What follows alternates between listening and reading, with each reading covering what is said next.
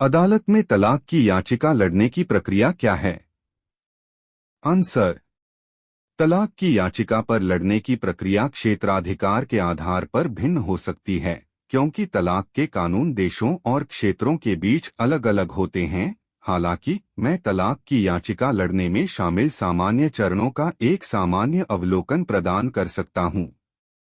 प्रतिक्रिया या उत्तर दाखिल करना। एक बार जब आप अपने जीवन साथी से तलाक की याचिका प्राप्त कर लेते हैं, तो आपके पास आम तौर पर एक निर्दिष्ट अवधि होती है जिसके भीतर आप अदालत में प्रतिक्रिया या जवाब दाखिल कर सकते हैं। प्रतिक्रिया में आम तौर पर याचिका में आरोपों को स्वीकार करना या अस्वीकार करना शामिल होता है और विशिष्ट राहत के लिए प्रतिदावा या अनुरोध भी प्रस्तुत किया जा सकता है। कानूनी प्रतिनिधित्व। कानूनी प्रतिनिधित्व लेने की सलाह दी जाती है।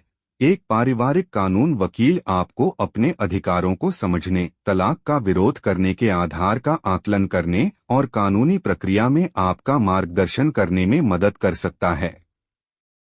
खोज प्रक्रिया।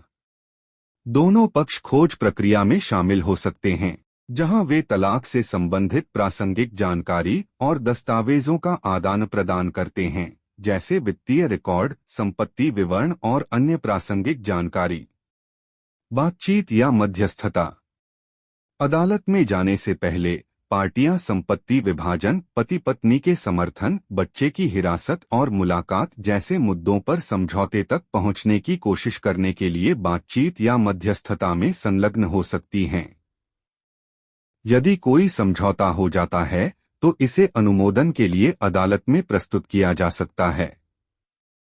परीक्षण पूर्व सम्मेलन।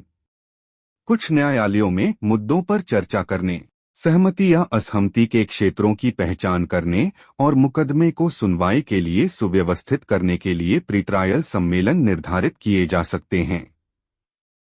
परीक्षण। यदि समझौता नहीं होता है तो तलाक के मामले की सुनवाई आगे बढ़ सकती है। मुकदमे के दौरान दोनों पक्ष अपने मामले पेश करते हैं, गवाहों को बुलाते हैं और संपत्ति विभाजन, गुजारा भत्ता और बच्चे की हिरासत जैसे मुद्दों पर अपनी स्थिति का समर्थन करने के लिए सबूत प्रदान करते हैं। निर्णय और डिक्री। सबूतों और तर्कों पर विचार करने के बाद अदालत तलाक का फैसला और डिक्री जारी करेगी, जिसमें तलाक की शर्तों को रेखांकित किया जाएगा, जिसमें संपत्ति, गुजारा भत्ता, बच्चे की हिरासत और मुलाकात के संबंध में कोई भी निर्णय शामिल होगा। अपील यदि आवश्यक हो। कुछ मामलों में पार्टियों को अदालत के फैसले के खिलाफ अपील करने का अधिकार हो सकता है, यदि उन्हें लगता है कि फैसले में कानूनी त्रुटियां हैं। अपने अधिकार क्षेत्र में विशिष्ट प्रक्रियाओं और आवश्यकताओं को समझने के लिए पारिवारिक कानून वकील से परामर्श करना आवश्यक है। पारिवारिक कानून जटिल है और कानूनी प्रतिनिधित्व होने से यह सुनिश्चित करने में मदद मिल सकती है कि तलाक की प्रक्रिया के दौरान आपके अधिकार और हित सुरक्षित हैं।